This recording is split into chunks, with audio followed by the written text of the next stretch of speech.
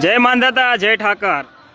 આ હમણાં એક વિડીયો મેં સાંભળ્યો, હમીરભાઈ બારાડી વિડીયો સાંભળ્યો, અને હું આ એટલા માટે એમનું નામ લઉં છું કે અને પેલા તમને કહી દઉં કે આજે અમુક અધૂરો વિડીયો જોઈને જે પાદરો સામો ઠોકાઠોક કરે છે ને, એટલા માટે હું આવ્યો છું। એટલે હું તમને પહેલાં એ આખું ક્લિયર કરાવી દઉં, અને હું છે ને એમનું નામ લઈને જ વિડીયો બનાવું છું।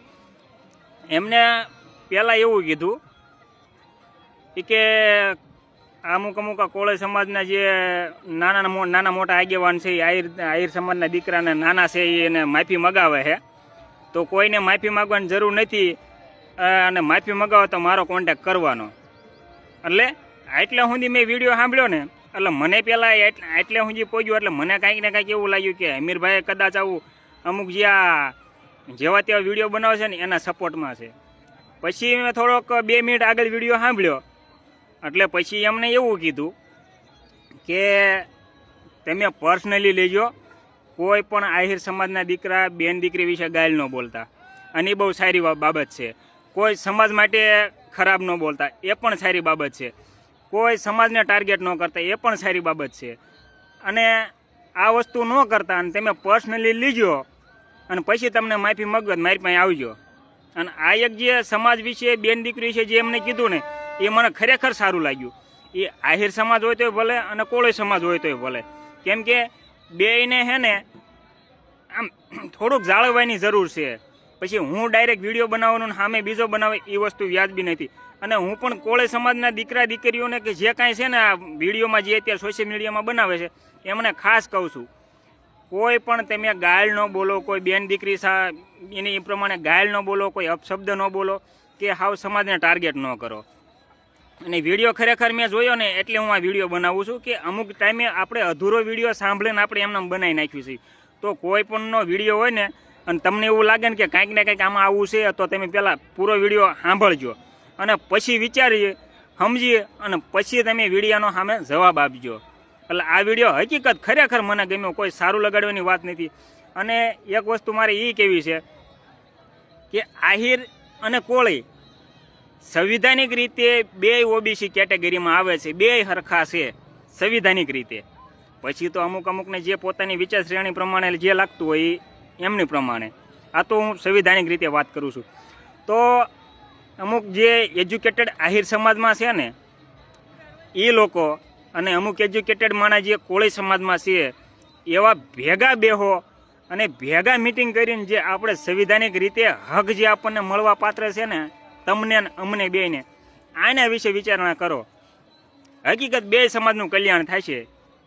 બાકી ઓલા જેવું છે માફી માગવાની વાત, તો હું કદાચ કોઈ બીજા વિશે બોલ્યો હોય તો એ તો મારે માફી માગવી પડે, અને કદાચ એલફેલ બીજા સમાજ વિશે કે કોઈ બેન દીકરી બોલ્યા હોય તો તમારે પણ માફી માગવી પડે। અને એ તો ચોખ્ખીને ચટ વાત છે। હા, તમારે મારે પર્સનલી હોય તો વસ્તુ અલગ છે, બાકી કોઈ બેન દીકરી સામે બોલ્યા હોય, કોઈ સમાજ વિશે બોલ્યા હોય, તો હું હોય તો મારે માફી માગવી પડે, અને તમે હોય તો તમારે પણ માફી માગવી પડે, કે બીજું કોઈ અન્ય હોય। પણ આ જે એમને કીધું ને કે દીકરી વિશે નહીં બોલવાનું, કોઈ ગાયલ નહીં બોલવાનું, કે કોઈ સમાજને ટાર્ગેટ નહીં કરવાનું, હા તમે લ્યો પર્સનલી લ્યો। અને હકીકત આ અત્યારે એ જ રાખ્યા જેવું છે કે તમે પર્સનલી એકાબીજીને જે કાંઈ કરવું હોય ને જે તમારે લડવું એ લડો, પણ હાવ સમાજને ખાલી ખોટો એકય સમાજને, નહીં આહિરને કે નહીં કોળીને। અને બાપા જે થવાનું હતું એ થઈ ગયું છે, અને અત્યારે શાંતિ પડી ગયું છે, અને તમે એનું હાવ ખાલી ખોટા રહ્યા છે એવી। એટલે બધાને કહું છું કે પહેલાં છે ને વિડીયો જુઓ અને પૂરો જુઓ, અને પછી એની ઉપર 2 મિનિટ 5 મિનિટ તમે વિચારો કે હકીકત વિડીયોમાં વાસ્તવિકતા શું છે ને શું કહેવા માગે છે, પછી તમે વિડીયોનો રિપ્લે આપો।